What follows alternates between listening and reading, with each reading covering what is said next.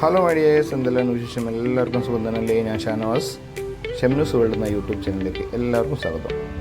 കുറേ ദിവസമായി വീഡിയോ ഒന്നും ചെയ്തിട്ടില്ല, നോമ്പൊക്കെ ആയതുകൊണ്ട് അങ്ങനെ ചെറിയ ബിസി ആയിപ്പോയി.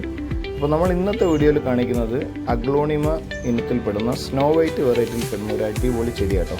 കണ്ടോ, ഈ ചെടി ഇങ്ങനെ കൂട്ടത്തോടെ ഇരിക്കുന്ന കാണാൻ ഒരു പ്രത്യേക ഭംഗിയാണ്.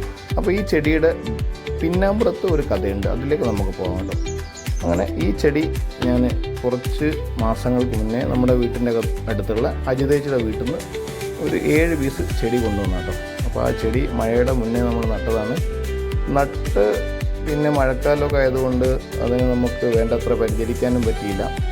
പിന്നെ അത്ര ഗ്രോത്തും ഉണ്ടാവില്ല. ചെടികൾ സാധാരണയായിട്ട് നടുന്ന ആൾക്കാർക്ക് മനസ്സിലാക്കാം. അപ്പം ആ ചെടി നമ്മളന്ന് നട്ടത് ഒരു ചെറിയ പോട്ടിലായിരുന്നു. അപ്പം കുറച്ചുകൂടെ വലുപ്പം വെച്ച് അതിനെ നമ്മൾ റീപോട്ടിങ് ചെയ്ത് കൊടുക്കുക കേട്ടോ. റീപോട്ടിങ് ചെയ്യുമ്പോൾ ശ്രദ്ധിക്കേണ്ടതെന്ന് പറഞ്ഞാൽ നമ്മൾ 8-ാം നമ്പർ ചെടിയിലാണ് ചെടി വളർത്തിക്കൊണ്ടിരുന്നെങ്കിൽ അതിന് നമ്മളൊരു 10-ഓ 12-ഓ സൈസിലേക്ക് മാറ്റി കൊടുക്കണം. അതിന് മുന്നേ ആയിട്ട് നമ്മുടെ ചെടിയുടെ ഡെഡായിട്ടുള്ള ഇലകളും പിന്നെ അതേപോലെ തന്നെ കൂടുതൽ വേരുകൾ വളർന്നു വെച്ചിട്ടുണ്ട്, ആ വേരുകളൊക്കെ വെട്ടിക്കൊടുത്തിട്ട് വേണം നമ്മൾ പിന്നെ റീപോട്ടിങ് ചെയ്യാൻ വേണ്ടിയിട്ട്. ഇതൊക്കെ നോർമലായിട്ട് മാറ്റി നട്ട് കഴിഞ്ഞാൽ പിന്നെ ഉണ്ടാകുന്ന വളർന്നു വരുന്ന ചെടികളാണ്, വലിയ റിസ്ക് ഒന്നുമില്ലാത്തൊരു ചെടികളാണ് കേട്ടോ.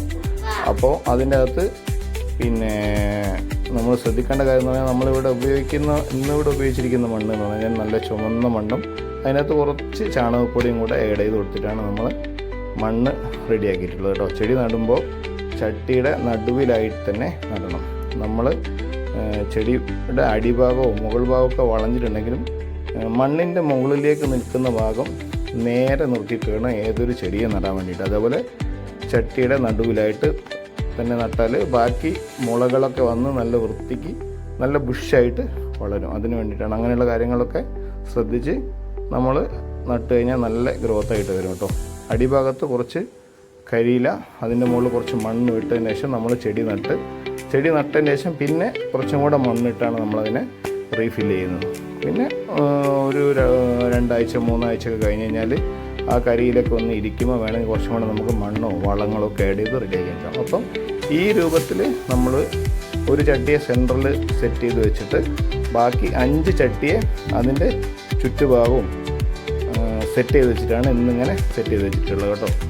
അപ്പം അതൊരു വേറൊരു ലുക്ക് തന്നെ കിട്ടി. അപ്പോൾ എന്തായാലും നമ്മുടെ സബ്സ്ക്രൈബേഴ്സിലേക്ക് എത്തിക്കുക എന്നുള്ള രീതിയിലാണ് ഇന്നത്തെ വീഡിയോ ചെയ്തിട്ടുള്ളത് കേട്ടോ. ഏറ്റവും നടുവിൽ വെച്ച ചട്ടിയെ കുറച്ച് നമ്മൾ ഹൈറ്റ് ചെയ്ത് വെച്ചിട്ടുണ്ട്. ഒരു കട്ട വെച്ചിട്ട് നമ്മൾ കുറച്ച് ഹൈറ്റ് ചെയ്ത് വെച്ചിട്ടുണ്ട് കേട്ടോ. അതാണ് ഒരു ഫ്ലവറിൻ്റെ രൂപത്തിൽ നമുക്കത് കാണാൻ പറ്റുന്നത്. ഓക്കെ, എന്തായാലും വീഡിയോ ഇഷ്ടപ്പെട്ടാൽ ലൈക്ക് ചെയ്യുക, ഷെയർ ചെയ്യുക, നിങ്ങളുടെ അഭിപ്രായങ്ങളും നിർദ്ദേശങ്ങളും അറിയിക്കാൻ മറക്കണ്ട. ഓക്കെ, ഇനിയൊരു വീഡിയോയിൽ കാണും വരെ take care and bye bye.